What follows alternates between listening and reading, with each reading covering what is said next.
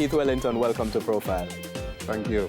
So you have a long list of accomplishments, perhaps the most famous of which people know you for right now is as head of the Inter-Secondary Schools Sports Association. You were vice president before. Yes. You're the principal of states. You're a former LASCO Principal of the Year. When you look back at all of these different kind of things, I have to ask the same question I tend to ask a lot of people. How do you feel about all of these different kind of accomplishments and where you are now? Well, I'm certainly happy that I have been recognized by others for my efforts. I know that not everyone gets that opportunity to be recognized, so I'm really appreciative that persons have seen it necessary to recognize my efforts. And a big part of your life has been about service, and I wonder where that comes from. So let's start by talking a little bit about your upbringing in Southfield in St. Elizabeth. What was the community like? Very close-knit community. I actually grew up on a street or a little community called Wellington town, where it means that everybody is right. Everybody is related. Grew up in a very large family. Initially, both parents were married.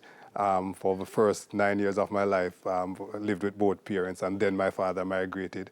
I have 6 siblings. I'm the oldest of them. I'm 9 years older than the youngest one, which means my mother had 7 children in 9 years. So a lot of hosts feed in a very short period of time. How were they managing that? It was a very challenging upbringing. My father migrated at age 9 and then basically disappeared for about 15 years. Disappeared? Yes, so we never had contact with him for much of my teenage years. So I basically was the oldest male in the family and had to be a leader from then.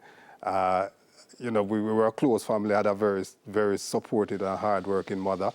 And, you know, she ensured that we took our education very serious. And I think that has helped me in terms of my love for children and, you know, my commitment to education, because I recognize what it did for my family growing up. What was she doing or saying? Was it just was it because of something she was saying or what she was doing in terms of saying, you have to go to school, you have to do that? Well, obviously, I think the examples she set for us in terms of her commitment to ensuring that we were taken care of, although she was alone. But again, I was from a close-knit community, and the community basically looked out for us because I think, you know, they thought that we were good children. You know, they say that manners carry through the world, so we were always mannersable, and we got a lot of support from the community. My father's relatives were supportive of us as well. So although he wasn't around, we got support from his relatives. One particular family of cousins I grew up very close with, and I think they were the ones who set the example for me and probably shaped my attitude towards life. All right, let's talk a little bit about going to school. First, Mayfield All Age and then Monroe College. Mm-hmm. Talk to me a little bit about the transition between All-Age School to Monroe College. Very well known, not just in St. Elizabeth, but throughout the country for, you know, hallmarks of performance just academically, in sports, in all sorts of different kinds of activities. Well, so school was fun then. You never had much to do outside of going to school and having fun. So in primary school, we did a lot of playing, of course. I remember one particular game, Chevy Chase, where during our lunch break, we would start, you had two posts and you tried to exchange posts, and we ran probably miles during the lunch break. So it was fun. I think I did fairly well in primary school, took the common entrance and passed at my first attempt to attend Monroe, and was a part of a really good class at Mayfield. Had some really good teachers. Our grade 6 teacher was Mrs. Cameron, who I met at her uncle's funeral just last weekend. Wow. Went to Monroe, and I think even though I had challenges in my life, right now, if you ask me where in my life I would want to go back, I would want to go back to school. Wow. So I, you know, had a really at Monroe College? At Monroe and Mayfield. What was it about Monroe that, well, both of them that made that kind of difference in your life? Well, I think we had great teachers both at Mayfield and Monroe, and then the friendships that we formed at both schools. I still have very close friends that I went to Monroe with, and colleagues, and even now in my professional life, there are persons who I do business with who were my schoolmates and classmates at Monroe, and they are still very supportive of me. So although I'm the principal at States and there's this big rivalry between Monroe and States, if I ask a Monroean for any help at all for States, they are going to give me without batting an eye. Was that then the sort of impetus for deciding that the next step on your journey, leaving Monroe College, would be to go into teaching? Because you've spoken a lot about... No, I never wanted to become a teacher. At all? Never. As a matter of fact, when I left Monroe, I wanted to go back to sixth form. And I tell you something, the principal then said to me that he didn't think I should come back to sixth form because he knew my circumstances and he didn't feel as if economically sixth form was a good option for me. To get into so I needed to get to work.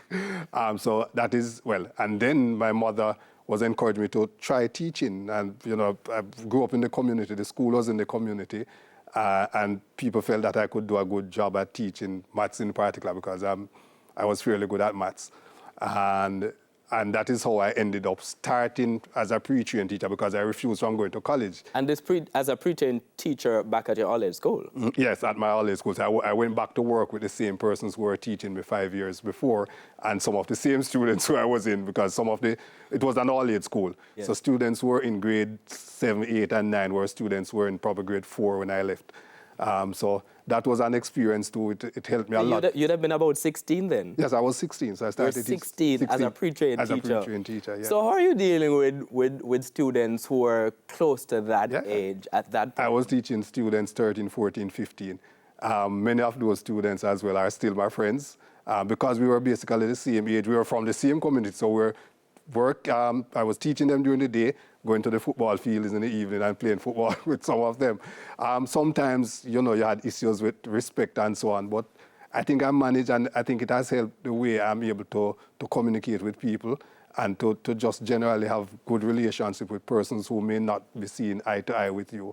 And because of that too, I think I have a good relationship with my students, even though I have a good understanding of who they are as young people, along with the experience I would have had as the eldest in a family where, you know, I had to because teaching was also my way of contributing to the family because at that point I became the chief breadwinner in the family. This is because your mother died? Well, my mother had not yet died. Not yet died? Yeah, but nobody knew where my father was. Mm-hmm. My mother was basically doing domestic work. Mm-hmm. I had just graduated high school.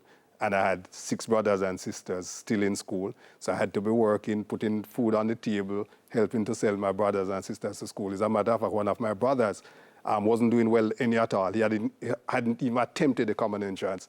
As soon as I started to teach at the same school, he settled down and within 1 year, he passed his exams to attend STETS. He's now a teacher as well. How are you getting your siblings to understand all of this, to understand the value of what you were trying to instill?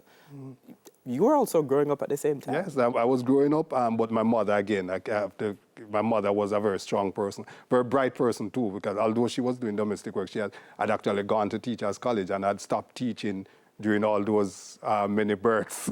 But I think she did an exceptionally good job, and as children, we were well behaved, I think. It's 7 of us, and every one of them, except in one, now has a college degree, at least one college degree of the 7. My mother eventually died when I was 21. So I basically had to take over the family. I want to go off on that point and talk about the challenges then, because that's really very, very young to lose a parent. But let's talk about that and the impact it had on your life. After the break, we have to go to a break right now. We are speaking with Principal of St. Elizabeth Technical High School and President of the Inter-Secondary School Sports Association, Keith Wellington. Profile returns after these messages.